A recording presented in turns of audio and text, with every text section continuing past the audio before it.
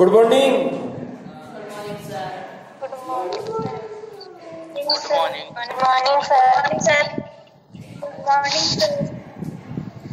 आज हम बात करेंगे बेलन के बारे में, बेलन का वक्र पृष्ठ का क्षेत्रफल और बेलन के आयतन के बारे में अपन चर्चा करेंगे।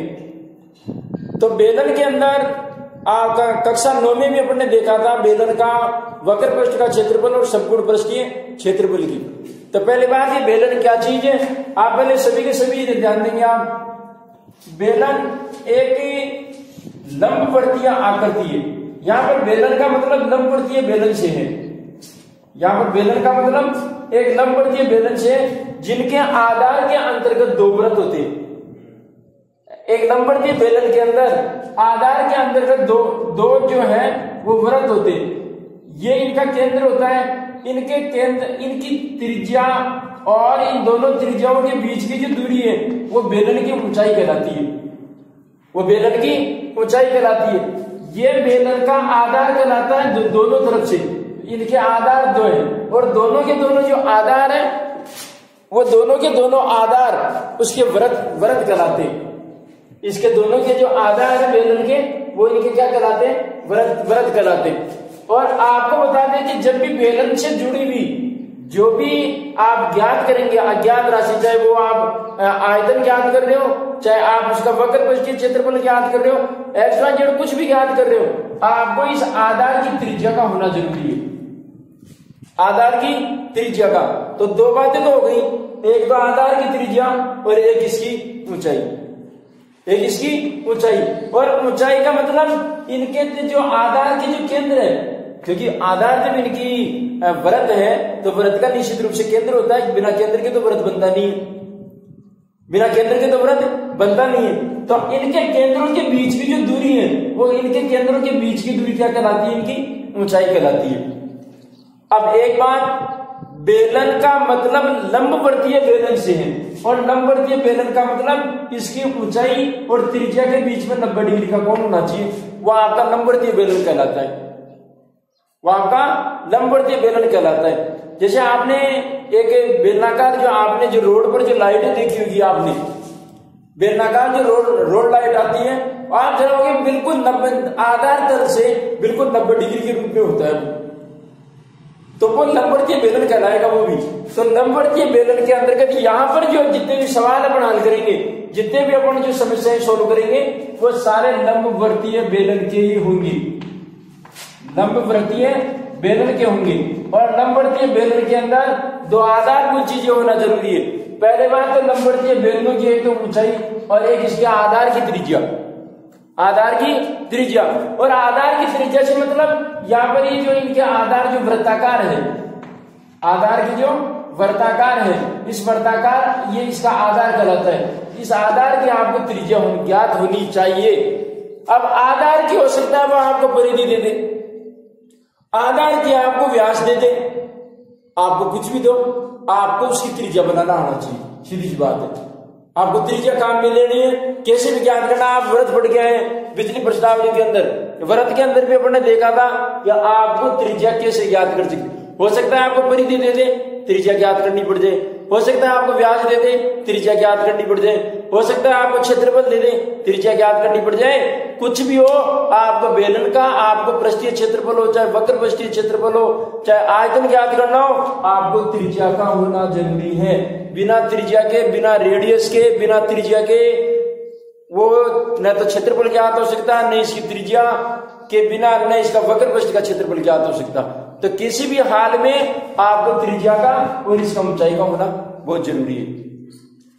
और सबसे बड़ी बात, आप इस अध्याय के अंदर 16.2 के अंदर जितने भी बेलन के सवाल होंगे वो सारे के सारे लंबवर्तीय बेलन के होंगे। और इन्हीं लंबवर्तीय बेलनों के आधार पर अपने को वक्र पृष्ठ का और संपूर्ण पृष्ठीय क्षेत्रफल ज्ञात करना है। यह तो एक साधारण बेलन था। यह तो एक साधारण बेलन था।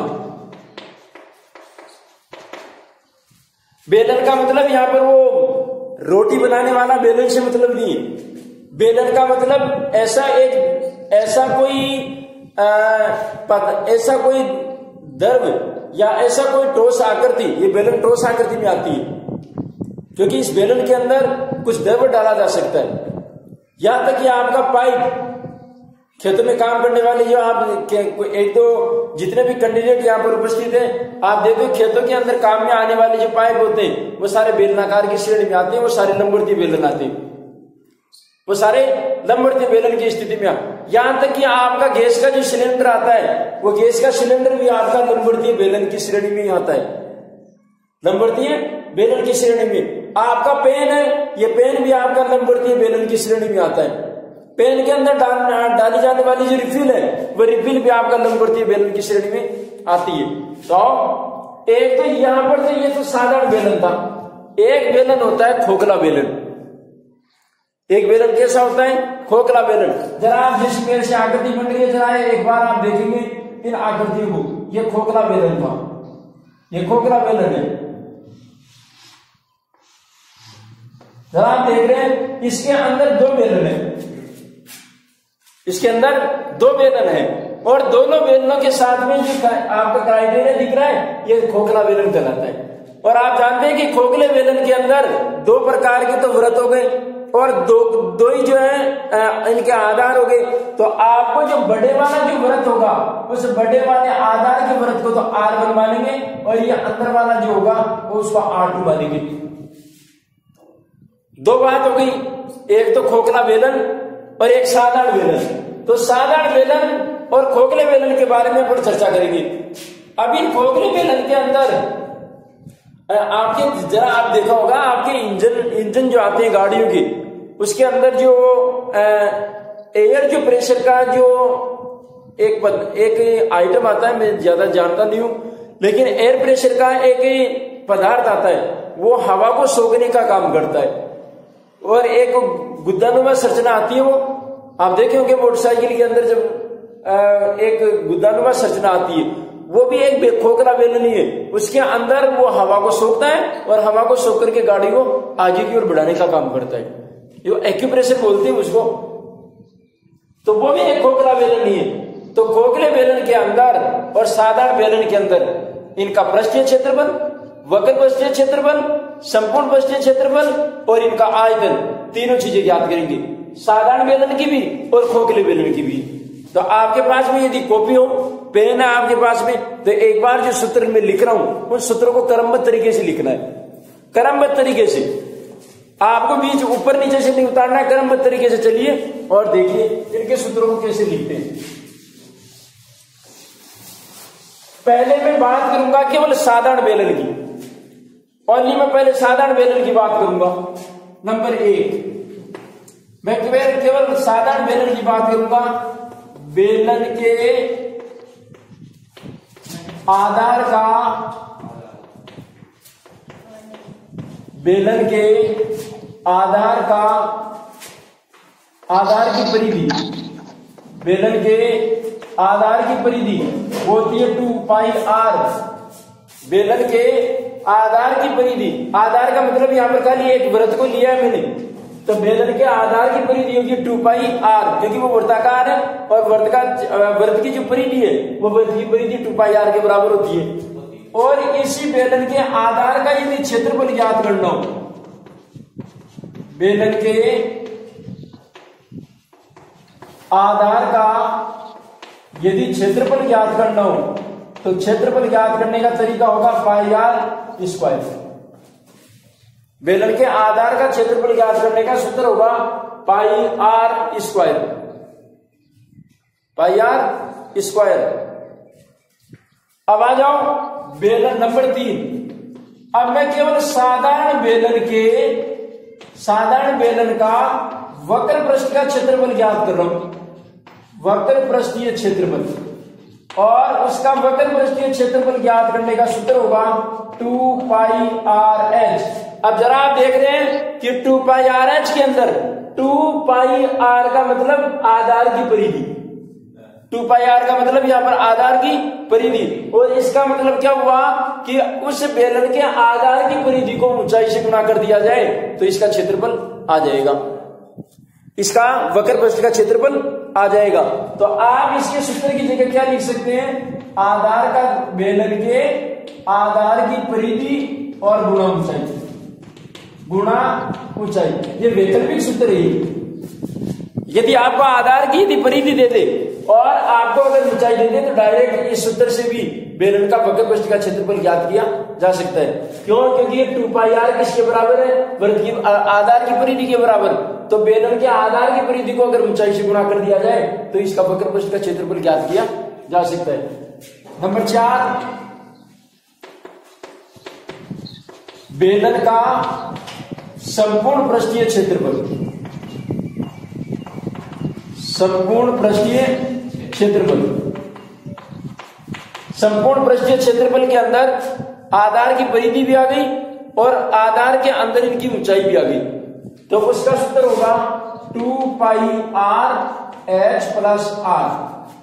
h का मतलब यहां पर ऊंचाई और r का मतलब यहां पर त्रिज्या। r का मतलब यहां पर त्रिज्या, तो 2πr h प्लस r। ये संपूर्ण पृष्ठीय क्षेत्रफल का सूत्र है। अब आ जाओ साधारण बेलन के आयतन की। मैं खोखले बेलन की बात ही बाद में करूंगा। नंबर 5, बेलन का आयतन।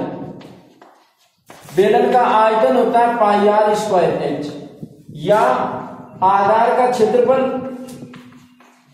आधार का क्षेत्रफल और गुणा ऊंचाई, गुणा ऊंचाई। πr²h या आधार का क्षेत्रफल और गुणा ऊंचाई। और यहाँ पर आधार का क्षेत्रफल का मतलब उसका जो बेलन का जो आधार था वो वृत्ताकार है, वृत्त का क्षेत्रफल πr² और यहाँ पर ऊंचाई। तो इसके लिए कह सकते हैं आधार का क्षेत्रफल गुणा ऊंचाई भी कह सकते हैं आप इसको। यह तो थी साधारण बेलन की बात। और उस साधारण बेलन के बाद हम बात करें खोखले बेलन की। खोखले बेलन का मतलब क्या है? तो खोखले बेलन का पहले तो आयतन और खोखले बेलन का संपूर्ण पृष्ठीय क्षेत्रफल। तो देखो नंबर 6, खोखले बेलन का संपूर्ण पृष्ठीय क्षेत्रफल,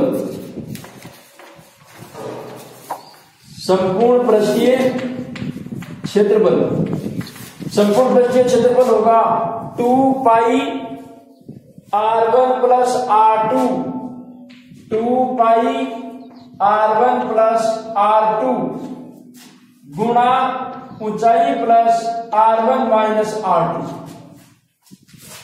ऊंचाई गुण प्लस r1 माइनस r1 और r2 का मतलब समझ लेना।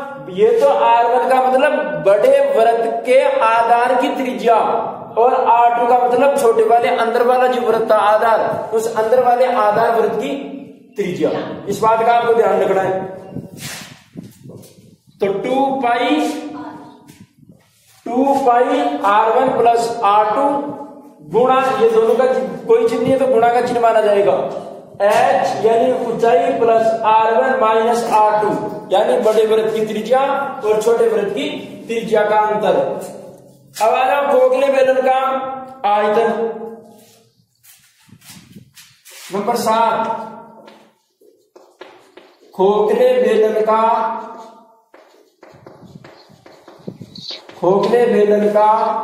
आयतन। खोखले बेलन का आयतन होगा πr1² माइनस r2² गुणा h, गुणा h।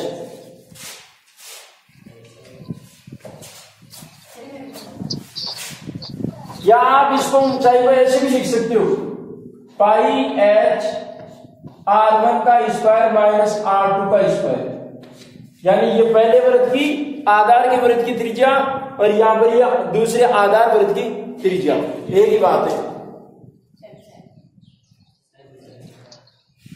इसको उतारने के बाद एक बात रखी, क्या कि साहब खोखले बेलन का वक्र पृष्ठ का क्षेत्रफल ज्ञात नहीं होता क्या? एक सोचने की बात है। इसमें मैंने खोखले बेलन का वक्र पृष्ठ का क्षेत्रफल नहीं लिखवाया।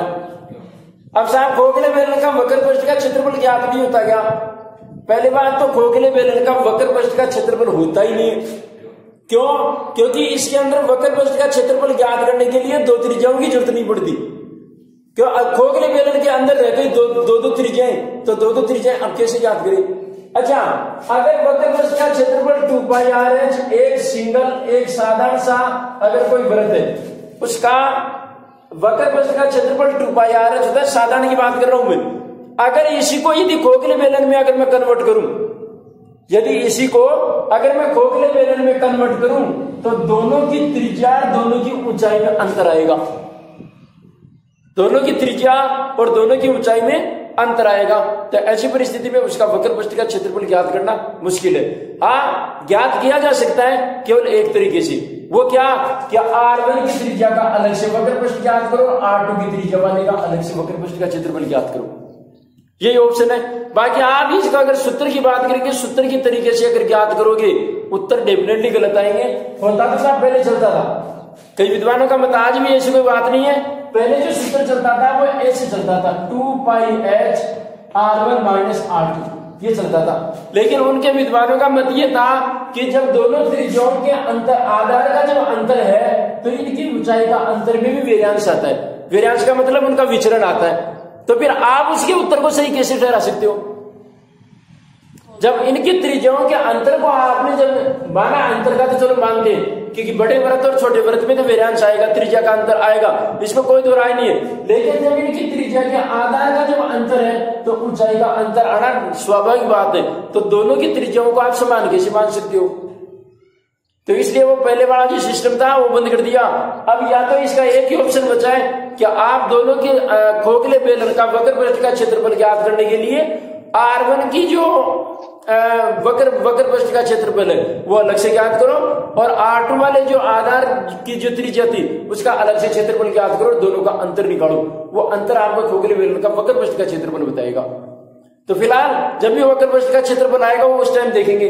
बाकी ये जो आपकी जो सूत्र है, ये सूत्र तो इस चैप्टर में काम आने वाले 16.2 के अंदर। तो 16.2 में एक तो सबसे बड़ी बात ध्यान रखनी है खोखले बेलन की।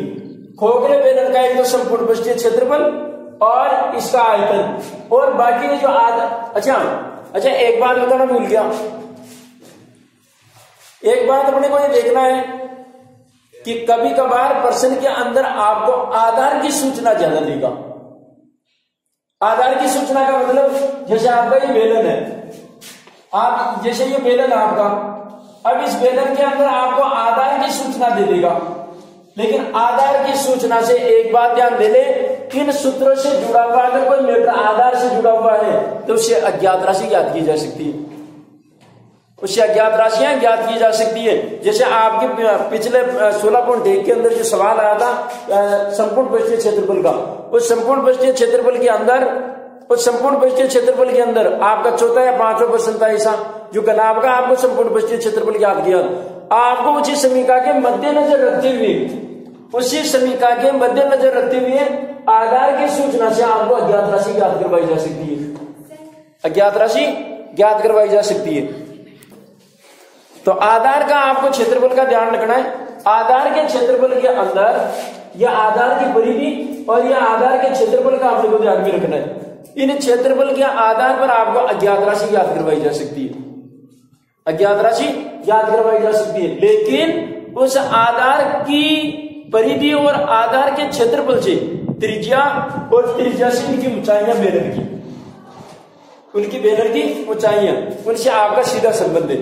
इस चीज का आपको ध्यान रखना है। ये तो है 7 सूत्र तो और भी आएंगे, जैसे पिछले चैप्टर में अंदर सर्वसमीका लगाने बड़े सूत्र तो और भी आ सकते हैं। ये तो गिने चुने सूत्र है जो आपको आधार के जो आधारभूत जो क्वेश्चन है उनसे सोल्व हो जाएंगे, कुछ क्वेश्चन तो।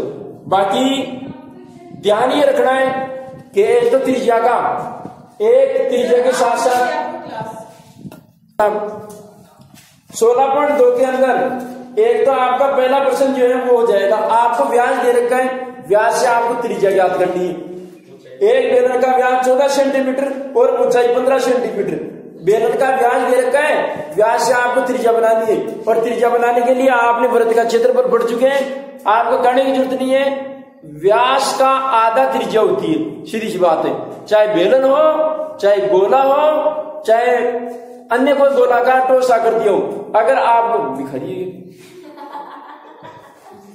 अगर और कोई अगर आकृति हो बेलनाकार, त्रिज्या यदि ज्ञात करनी हो तो आपको व्यास का आधा कर देना है। कोई सी भी आकृति XYZ आधा करते त्रिज्या ज्ञात हो जाएगी। ऊंचाई आपको दे रखी है। बेलन का संपूर्ण पृष्ठीय, बेलन का संपूर्ण पृष्ठीय क्षेत्रफल का सूत्र लिखवा रखा है 2πr/h+r से। आपको पहले ऊंचाई को और त्रिज्या को जोड़ करके बाद में गुणा करना है। पाई का मान जब तक अन्यथा नहीं कहा जाए, पाई का मान 22/7 रखना है। 3.14 ऊंची अवस्था में रखोगे जब या तो त्रिज्या या ऊंचाई 7 से नहीं कट रही हो तो 3.14। प्रश्न में कहा तो ही 3.14 रखना है, वरना आपको पाई का मान 22/7 रखना है। 22/7 रखते हैं, सही है। जब तक अन्यथा न कहा जाए तब तक पाई का मान आपको 22/7 ही रखना है। हाँ, उत्तर दशमलव में आ रहा है, आने दो। दशमलव के अंदर भी आपको दशमलव के बाद में 2 अंकों तक ज्ञात करना है, दशमलव का भी ओनली। कितने तक का? 2 अंकों तक का। क्वेश्चन नंबर दूसरा देखिए, एक लंबवर्तीय बेलन की ऊंचाई। मैंने कहा जो भी आपका बेलन होता है वो लंबवर्तीय माना जाएगा, आपको करने की जरूरत नहीं है। अगला बोलता है तो ठीक, न बोलता है तो ठीक, जो भी सवाल आएंगे सारे लंबवर्तीय बेलन के होंगे। तो एक लंबवर्तीय बेलन की ऊंचाई तो 7 सेंटीमीटर। आधार की त्रिज्या ऑलरेडी बनी बनाई दे दी, आपको ज्ञात करने की आवश्यकता नहीं है। इसका वक्र पृष्ठ का क्षेत्रफल और संपूर्ण पृष्ठीय क्षेत्रफल और आयतन तीनों के सूत्र लिखवा रखे, तीनों के सूत्र ज्ञात हो सकते हैं, तीनों के उत्तर ज्ञात हो सकते हैं। आपको बेलन की ऊंचाई भी दे दी और आपको त्रिज्या भी दे दी, आपको कहीं कोई ज्ञात करने की जरूरत नहीं है। त्रिज्या का मान 3 सेंटीमीटर और ऊंचाई आपको 7 सेंटीमीटर। वक्र पृष्ठ का, संपूर्ण पृष्ठ का और आयतन ज्ञात करना है, कोई दिक्कत वाली बात नहीं है। हाँ, लेकिन अगर संपूर्ण पृष्ठीय क्षेत्रफल अगर ज्ञात करवा रहा है, आपको ऊंचाई और त्रिज्या को पहले जोड़ना और बाद में काटना। करते हैं तो आ जाओ तीसरे प्रश्न में। एक बेलन के सिरे का क्षेत्रफल, सिरे का मतलब यहाँ पर 2 सिरे हैं, वो दोनों ही सिरे वृत्ताकार है, तो वृत्त का क्षेत्रफल दे दिया आपको, इनके आधार का क्षेत्रफल दे दिया एक तरीके से कहा जाए तो। सही बात है। एक सिरे का, बेलन के सिरे वृत्ताकार होते हैं, चाहे ये वृत्ताकार हिस्सा ले लो चाहे ये वृत्ताकार हिस्सा ले लो, दोनों में से कोई सा भी एक। क्या कहा? एक बेलन के सिरे का क्षेत्रफल 154 सेंटीमीटर स्क्वायर है, इसकी ऊंचाई 21 सेंटीमीटर है। तो इसका आयतन, अब देखिए आयतन मैंने पहले लिखवाया, बेलन का आयतन πr² है या आधार का क्षेत्रफल। अब बताओ ये सूत्र लगेगा कि नहीं लगेगा? तो आधार का क्षेत्रफल दे दिया 154 और ऊंचाई प्रश्न में दे रखी है, बताओ आयतन आएगा कि नहीं आएगा? आ जाएगा। ठीक साहब, अब उस आयतन के साथ इसका वक्र पृष्ठीय क्षेत्रफल भी पूछा है, तो भाई साहब आपको एक काम करना पड़ेगा।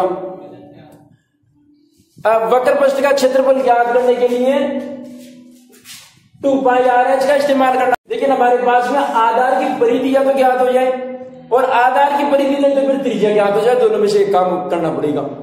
तो आपको जो आधार का जो क्षेत्रफल दे रखा है उस आधार के क्षेत्रफल से πr², आधार का क्षेत्रफल का मतलब πr², तो πr² बराबर 154 सेंटीमीटर। अब पाई का और πr², पाई का पक्षांतर करना और r का मान निकालना, यानी त्रिज्या का मान ज्ञात करना। 14 सेंटीमीटर, कितना? 14 सेंटीमीटर हो गया। अब वो जो 14 सेंटीमीटर जो त्रिज्या आएगी वो 14 सेंटीमीटर त्रिज्या से आपको इसका वक्र पृष्ठ का क्षेत्रफल ज्ञात करना है, त्रिज्या आ जाएगी। वक्र पृष्ठ का क्षेत्रफल ज्ञात हो सकता है 2πr ऐसे। बाकी कल देखेंगे। धन्यवाद।